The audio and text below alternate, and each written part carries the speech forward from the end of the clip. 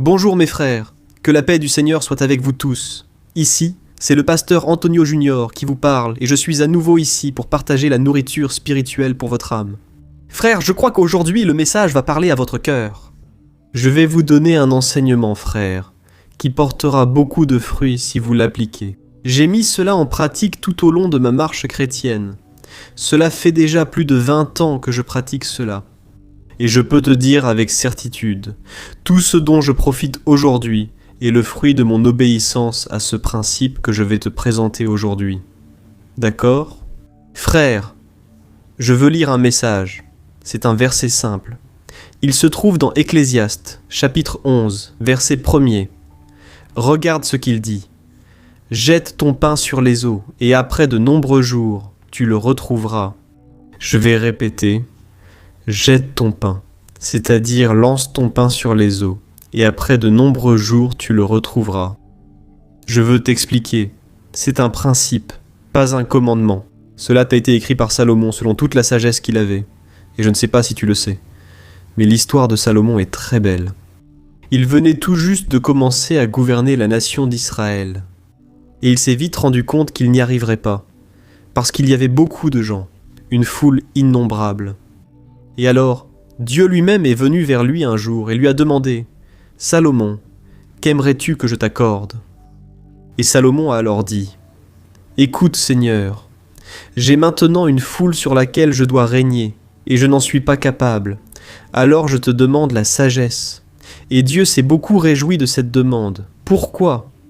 La Bible dit dans Jacques, chapitre 1, que s'il y a une chose que Dieu veut donner volontiers, c'est la sagesse. Parce que lorsque nous demandons la sagesse, nous plaisons au cœur de Dieu. Parce que Dieu sait que, sans la sagesse, tu n'arrives pas à gouverner ta maison, tu n'arrives pas à gérer tes finances, tu n'arrives pas à résoudre les conflits dans ton mariage, tu n'arrives pas à être vraiment heureux. À quoi bon gagner une grosse somme d'argent si soudainement, tu n'as pas la sagesse ? Cela peut devenir une malédiction dans ta vie. Combien de personnes ont gagné à la Méga-Sena et maintenant elles sont dans une situation pire qu'avant ? J'ai même vu le témoignage d'un jeune homme. Il disait que le fait d'avoir gagné à la loterie, dans son cas c'était aux États-Unis, c'était comme boire un verre de poison. Alors, frères, si nous n'avons pas de sagesse, ça ne sert à rien de recevoir quelque chose de bon dans notre vie. On va tout laisser filer entre nos doigts.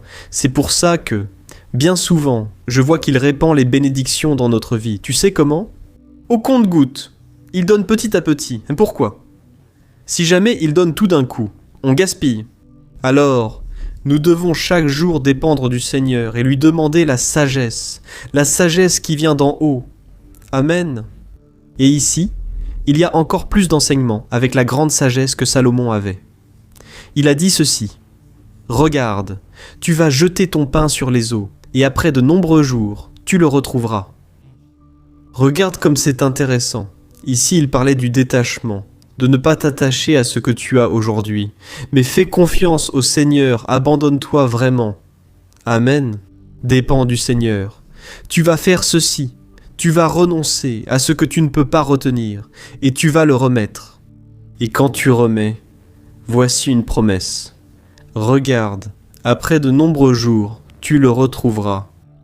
Alors, laisse-moi te dire une chose. Il n'y a pas de garantie de retour immédiat. Ici, il dit « Regarde, après de nombreux jours, tu le retrouveras. » Il y a des gens comme ça, tu vois ? Ils font une prière aujourd'hui. Et puis, cet après-midi, ils jettent leur pain sur les eaux devant Dieu. Ils veulent déjà que Dieu apporte la réponse à leur porte dans quelques jours. Amen. Bien sûr, le point principal ici, le contexte dans lequel Salomon parle, c'est de jeter ton pain sur les eaux. Il s'agit principalement d'investissements financiers.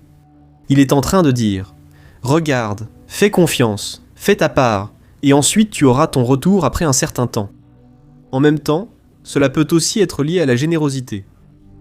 Regarde, c'est comme ça. Aide les gens sans rien attendre en retour, mais laisse Dieu s'occuper de te récompenser d'une manière ou d'une autre.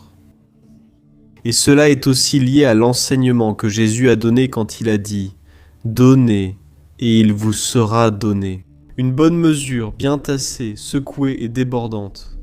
Jésus voulait dire « Regardez, Quand vous aidez les autres, sans rien attendre en retour, même si cette personne ne peut rien vous rendre, d'autres vous donneront. Jésus a dit, donnez, et il vous sera donné. Une bonne mesure, tassée, secouée et débordante. Il disait, écoute, si tu aides, même ces personnes qui ne peuvent rien faire pour toi, Dieu va susciter d'autres personnes pour te bénir, et grande sera ta récompense. Amen. Ce sera débordant dans ta vie.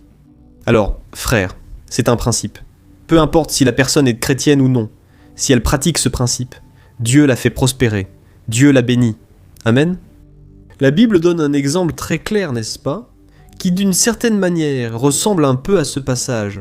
La Bible parle de la mère de Moïse qui, à cette époque, n'est-ce pas, le pharaon voulait tuer tous les garçons hébreux qui venaient de naître. Et elle venait d'avoir ce garçon qui s'appelait Moïse. Elle n'a pas eu le choix.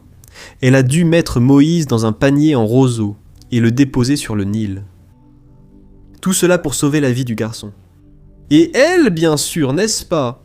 Elle l'a placé là avec l'espoir que quelqu'un le trouve. Et par coïncidence, on sait qu'il n'y a pas de coïncidence, mais une Christ-coïncidence, n'est-ce pas?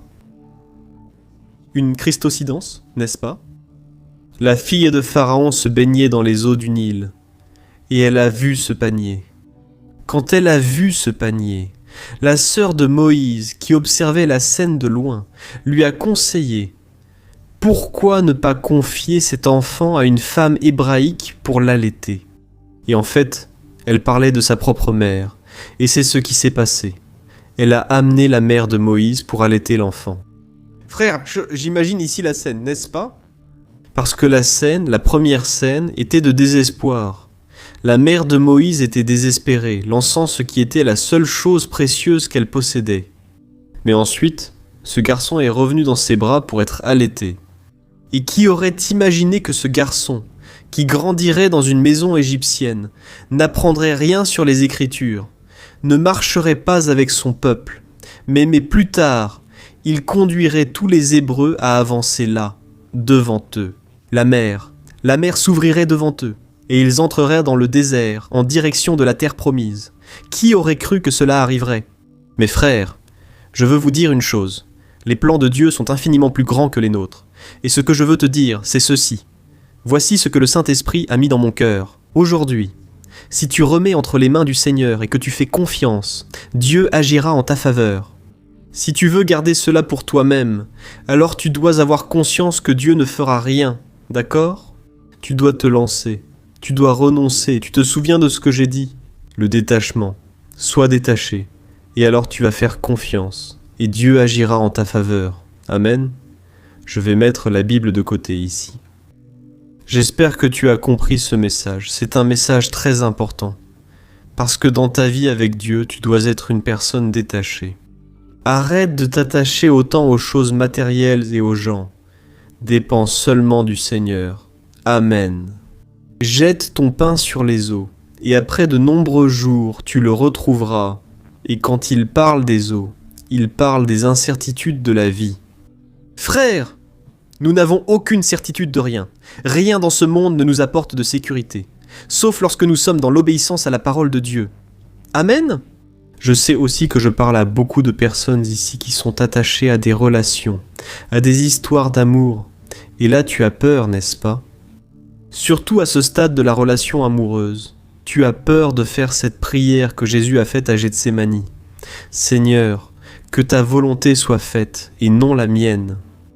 Tu sais pourquoi on craint de faire cette prière?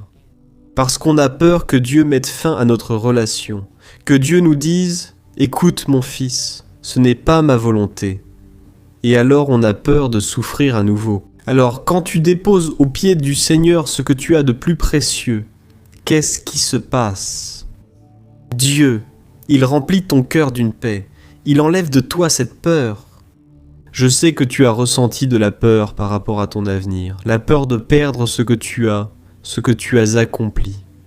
Mais dépose cela devant le Seigneur et il te promet de te donner en retour. Amen. Ce n'est pas que tu vas agir en pensant au retour, mais aujourd'hui tu vas agir par obéissance et Dieu va honorer ta foi. Gloire à Dieu. Écoute, je crois que Dieu t'a parlé aujourd'hui, et nous allons prier en ce moment. Mais avant, je veux juste te demander 2 choses. Écris ici. Dieu vient de me parler aujourd'hui. Amen. Cela va encourager d'autres personnes. La deuxième demande, quand nous aurons terminé cette prière, je vais te demander de partager, d'accord ? Il y a beaucoup de personnes qui ont besoin d'entendre ce message prophétique, et tu peux être un instrument entre les mains du Seigneur. Amen. Tu vas cliquer sur le bouton partager et envoyer dans les groupes WhatsApp. Gloire à Dieu. Prions alors, si tu peux, ferme les yeux et je veux intercéder en ta faveur maintenant. Alléluia. Seigneur, mon Dieu et mon Père, nous nous plaçons en ta présence, Seigneur, en ce moment. Père, comme cette parole nous a parlé, Seigneur, et je suis sûr, mon Père, que ta parole ne revient pas sans effet. Quand tu nous demandes de renoncer à quelque chose, c'est parce que tu veux nous donner quelque chose de bien plus grand. Oh mon Père, tes plans sont infiniment plus grands que les nôtres. Souvent, mon Père, nous restons très attachés à ce que nous avons déjà conquis, que nous n'avons pas le courage de remettre entre tes mains, Seigneur. Mais ô Dieu, je crois qu'aujourd'hui tu es en train de recevoir ce qui n'est pas à nous, mais à toi, car rien n'est à nous, les personnes ne sont pas à nous, les biens que nous possédons ne sont pas à nous, tout est à toi, mon Père. Nous ne faisons qu'en profiter, nous ne faisons qu'utiliser, comme si c'était prêté, parce qu'en vérité, tout appartient au Seigneur. Ô mon Dieu, je crois que beaucoup de personnes pleurent en ce moment. Elles remettent vraiment entre tes mains, Père, ce qu'elles ont tellement peur de perdre. Seigneur, mon Dieu, nous remettons nos proches, Père. Combien de personnes en ce moment remettent leurs parents, remettent leurs proches entre tes mains? Des personnes qui sont malades. Nous sommes ici, mon Père, en train de prier pour elles et de te demander, fais ta volonté, mon Père. Notre désir est qu'il y ait la guérison, qu'il y ait la restauration, mais nous savons que les plans du Seigneur prévalent. C'est pourquoi, mon Père, nous remettons entre tes mains de tout notre cœur et nous te demandons, ô Dieu, fais ce qui est le mieux. Nous ne connaissons pas l'avenir, nous ne savons pas vraiment ce qui est le mieux. Mais toi, Seigneur, tu sais. Père, je place aussi devant toi la vie de cet homme et de cette femme qui ont des problèmes financiers. Ô mon Dieu, nous remettons entre tes mains ce domaine, et nous te demandons de nous donner la sagesse pour gérer, la sagesse pour dépenser pour des choses nécessaires, et que tu nous donnes aussi la sagesse pour régler nos dettes, pour savoir comment sortir de cette situation si difficile. Mon Père, ô mon Dieu, bien souvent les eaux tumultueuses, les incertitudes de la vie s'abattent sur nous, mais maintenant nous faisons confiance au Seigneur. Comme dit ta parole, remets ton sort au Seigneur, fais-lui confiance et il agira. Je crois, mon Père, que cette parole vient de ton cœur pour notre cœur, et dès maintenant je te remercie. Et en ce moment, Père, j'étends mes mains en faveur de ton peuple. Je réprimande toute œuvre maléfique, toute œuvre de l'ennemi, soufflant des mensonges dans l'esprit de ces personnes, mettant un fardeau lourd. Cette douleur à l'épaule, cette douleur au dos, je la chasse. Au nom de Jésus, je chasse aussi toute oppression sur la maison, sur la famille, sur cette personne. Elle est chassée au nom de Jésus.